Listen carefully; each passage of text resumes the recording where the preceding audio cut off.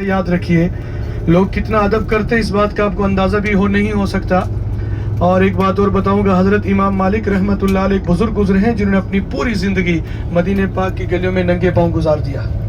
किसी ने पूछा, हज़रत धूप गर्मी बारिश ज़िंदगी गुजर गई, कभी भी आपके पाँव में हम लोगों ने जूता नहीं देखा, क्या वजह?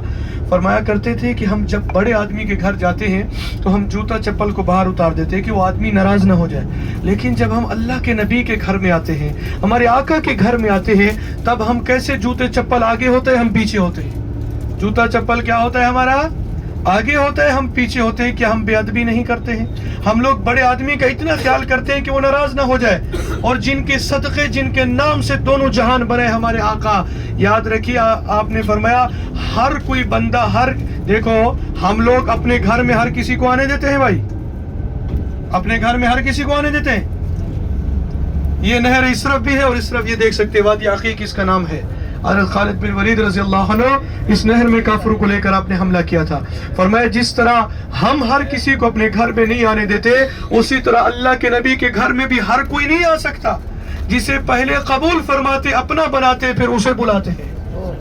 हम लोग भी तो सिर्फ अपने को ही अपने घर में आने देते हैं, हर किसी को आने देते हैं? सिर्फ अपने को आने देते हैं ना। यहाँ भी जिसे अपना बनाया जाता है उसे अल्लाह के नबी के घर में हाजिरी नसीब होती है, क्योंकि ये कोई आम घर नहीं है, कोई आम जगह नहीं है, पाक और मुकद्दस जगह है जिनके नाम और सदक़े से दो जहान बने। अली भाई सीधा चले और फास्ट चले। मैंने आपको बताया था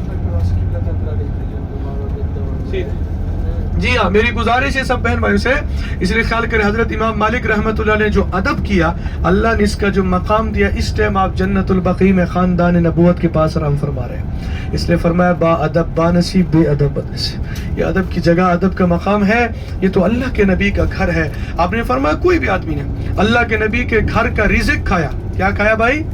रिज़्क़ यानी कुछ खाना, कुछ भी लेकर खाया, खुद खाया। फरमाया याद रखिए उस बंदे की जिंदगी और उम्र में बरकतें आ जाती है, उसके दिल में नूर पैदा होता है, और नूर किसी दुकान या किसी जगह से नहीं मिलता है। वो जिसे अल्लाह चाहते हैं नवाज करते हैं। नूर आम चीज नहीं होती, ईमान तक़वा का नाम है। जी हाँ, और दूसरी बात सबसे बड़ा सवाल नोट कीजिए, जैसे आप सब बहन भाइयों को ये भी बताया था मैंने, इंशाल्लाह अगली ज़ियारत भी करीब आ गई है, क्योंकि हम जगह जगह पे अब उतरना है, रुकना है, रश बहुत हो गया। आपने देखा हमारी गाड़ी फंस गई, चारों तरफ से गाड़ियाँ फुल हो गई है।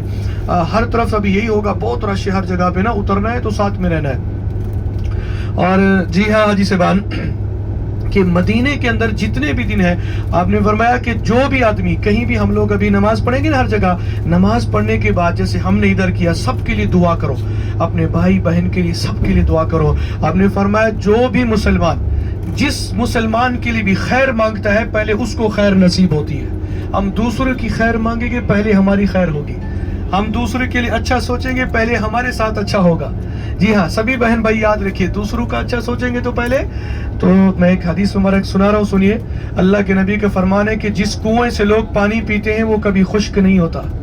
जिस कुएं से लोग पानी पीना छोड़ दे वो खुश्क हो जाता है। फरमाया जो लोगों के लिए अपने मुसलमान बहन भाई के साथ अच्छा सलूक करता है, सिला रहमी करता है, अल्लाह पाक उस बंदे की जिंदगी और उम्र में बरकत अता फरमाता है। जो कता रहमी करता है, हदीस के अल्फाज है कता रहमी, लोगों के साथ बुरा सलूक करता है, अच्छा नहीं करता, अपने मतलब के लिए जीता है, फरमाया वो उस कुएं की तरह है जिसको लोग बंद कर देते हैं, यानी वो जल्दी खत्म हो जाता है। भाई देखो, एक बॉडी से कुएं से लोग पानी भरते पी रहे हैं, उसकी हिफाजत करते हैं कि नहीं करते हैं? और एक बॉडी खाली है, उसमें से कोई पानी नहीं कुएं में से, तो लोग उसको क्या करते हैं?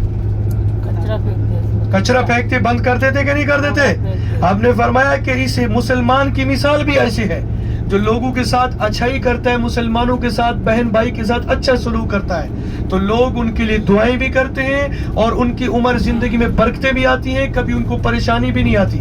लेकिन जिस कुएं से लोग पानी नहीं पीते, जो लोगों के साथ बुरा सलूक करता है, लोग उसमें कचरा फेंकते, उसको खत्म और बंद कर देते। याद रखिए। देखो भाई हाजी साहब, हमारे माँ बाप बहन भाई जो दुनिया से चले गए, अब उनको खबर में किस चीज की जरूरत है? दुआओं की है कि नहीं? जब हम लोग मर जाएंगे तो हम लोग को किस चीज की जरूरत होगी? दुआ की होगी ना। किसी के लिए आज हम दुआ करेंगे तो कोई हमारे पीछे हमारे लिए दुआ करेगा। क्या बोलते हो? हम आज किसी के लिए दुआ करेंगे तो हमारे मरने के बाद भी लोग हमको दुआ करेंगे। अगर हम नहीं करेंगे तो हमारे लिए भी कोई नहीं करेगा। یہ تو اللہ کے خزانے تو بہت بڑے، وہ تو غفور و رحیم ہے. اسی لیے جتنا ہو سکے اچھا سلوک کیجیے. ہمارے مرنے کے بعد بھی لوگ ہم کو دعا دیں. ہم سب نے قبر میں اکیلا اکیلا جانا ہے. کیسا جانا ہے؟ کوئی ہمارے ساتھ نہیں جائے گا، سب کو اکیلا قبر میں جانا ہے، اکیلے اپنا حساب کتاب دینا ہے. جی ہاں، جس کی قبر پار ہو گئی سمجھو آگے بھی پار ہو گیا، جو قبر میں پھنس گیا سمجھو ہر جگہ پھنس گیا. یہ یاد رکھیے، سب سے بڑی مشکل جگہ قبر ہے. ایک کمرے میں آدمی کو بند کر دیجئے، پورا لائٹ وائٹ سب کچھ بند کر دیجئے، وہ کیا بولتا ہے؟ میرا دم گھٹتا. کیا ہوتا؟ سب لائٹ سوراخ ہر چیز بند کر دیجئے تو بولتا ہے میرا دم گھٹتا. تو بھائی صاحب قبر تو کتنا ہوتی ہے، اور اس میں سب کو اکیلا چھوڑ کے آتے ہیں کہ نہیں؟ ہم لوگ گیا کسی کے ساتھ قبر میں؟ ہم لوگ کو بھی اکیلے جانا ہے. اور اس دار ہمارا ایمان کام آئے گا. اگر وہ ایمان ہمارا کمزور ہوا، ہمارا ایمان نہ ہوا، دنیا کے پیچھے بھاگتے ہوا، تو پھر ہمارا کیا ہوگا سوچ لیجئے. وقت کم ہے، ہماری زیارت آ گئی ہے. غزوہ خندق کا میدان بہت بڑی تاریخی ہے. جنگ بدر اسلام کی پہلی جنگ ہوئی سن 2 ہجری میں، احد ہوئی 3 ہجری میں، اور یہ جنگ ہوئی ہے 5 ہجری میں. جی ہاں، کتنی ہجری میں یہ ہوئی ہے؟ 5.